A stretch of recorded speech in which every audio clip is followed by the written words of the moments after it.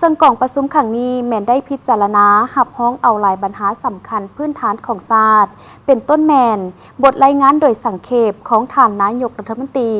เกี่ยวกับการจัดตั้งปฏิบัติแผนพัฒนาเศรษฐกิจสังคมแห่งชาติ5 ปีแผนงบประมาณแห่งรัฐและแผนเงินตรา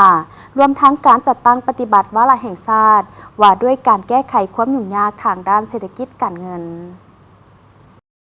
กล่องประชุมสมัยสามัญเทื่อที่10ของสภาแห่งชาติสุดที่9ได้เปิดขึ้นอย่างเป็นทางการในวันที่10 พฤศจิกายน 2025 นี้ที่สภาแห่งชาติโดยการเป็นประธานของท่านไซสมพร พรหมวิหารประธานสภาแห่งชาติให้เกียรติเข้าร่วมของพระประธานทองลุ้นศรีสุฤทธิ์เลขาธิการใหญ่คณะบริหารงานศูนย์กลางภาคประธานประเทศแห่งสาธารณรัฐประชาธิปไตยประชาชนลาวท่านสอนไซศรีพันดรนายกรัฐมนตรีมีบรรดาการนำขั้นสูงภาครัฐอดีตการนำขั้นสูงบรรดาสมาชิกสภาแห่งชาติที่เป็นตัวแทนให้แก่ประชาชนบรรดาเผ่าและแขกถึกเชิญเข้าร่วม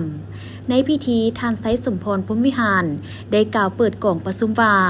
กล่องประชุมครั้งนี้จะได้พิจารณาหับห้องหลายปัญหาสำคัญพื้นฐานของชาติเป็นต้นบทรายงานโดยสังเขปของท่านนายกรัฐมนตรีเกี่ยวกับการจัดตั้งปฏิบัติแผนพัฒนาเศรษฐกิจสังคมแห่งชาติ5 ปีแผนงบประมาณแห่งรัฐ5 ปีและแผนเงินตราประจำปี 2025 ข้าพเจ้าค่อยห้องมายังทุกภาคส่วนเกี่ยวของจุมพร้อมกันเป็นจิตหนึ่งใจเดียวสุมทุ่มเทแห่งสติปัญญาเขาในการดำเนินกองประชุมสภาแห่งชาติให้มีความสำเร็จทุกประการเป็นต้น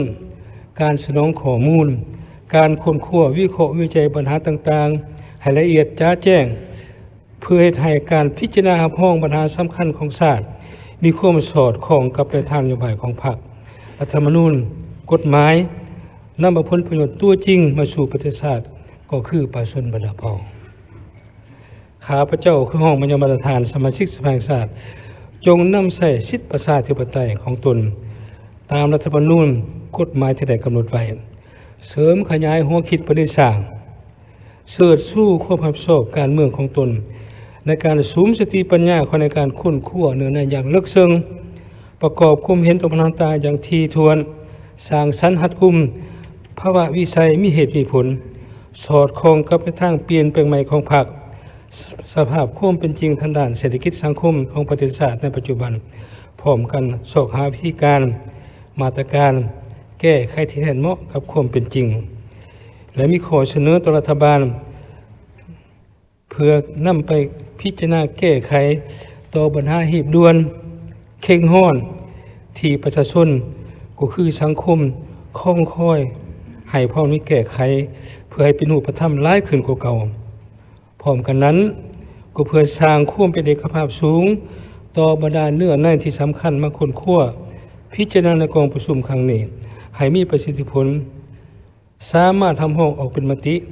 และนำไปจัดตั้งปฏิบัติอย่างเป็นรูปธรรมอย่างแท้จริงในโอกาสอันสง่าราศีนี้ในนามประธานกองประชุมข้าพเจ้าขอประกาศเปิดกองประชุมสมัยสามัญที่10ของสภาแห่งชาติสุดที่9อย่างเป็นทางการนับแต่นี้เป็นต้นไปขอขอบใจกองประชุมครั้งนี้ยังได้พิจารณาหับห้องหางแผนพัฒนาเศรษฐกิจสังคมแห่งชาติ5 ปีครั้งที่10ประจำปี 2026หางแผนงบประมาณแห่งรัฐ5 ปีประจำปี 2026และหางแผนเงินตราประจำปี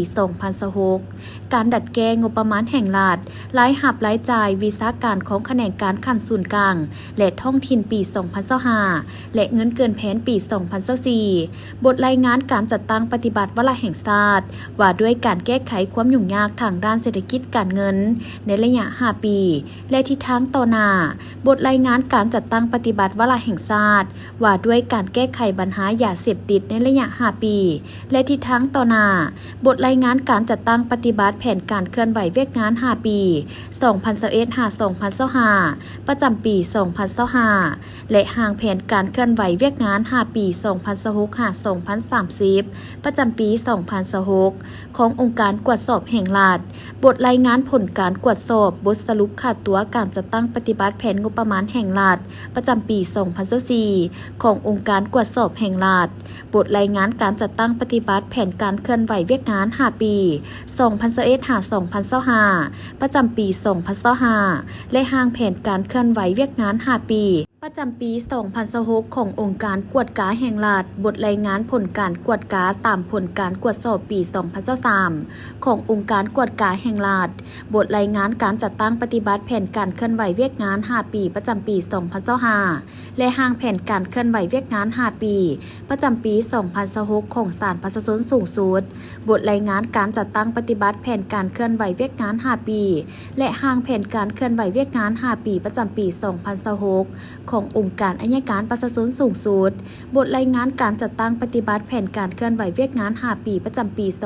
2025 ของสภาแห่งชาติสุดที่ 9และเวียกงานจุดสุ่มฮอตกองประชุมข้างปฐมฤกษ์ของสภาแห่งชาติสุดที่ 10ห่างแผนการเคลื่อนไหวเวียกงาน 5 ปี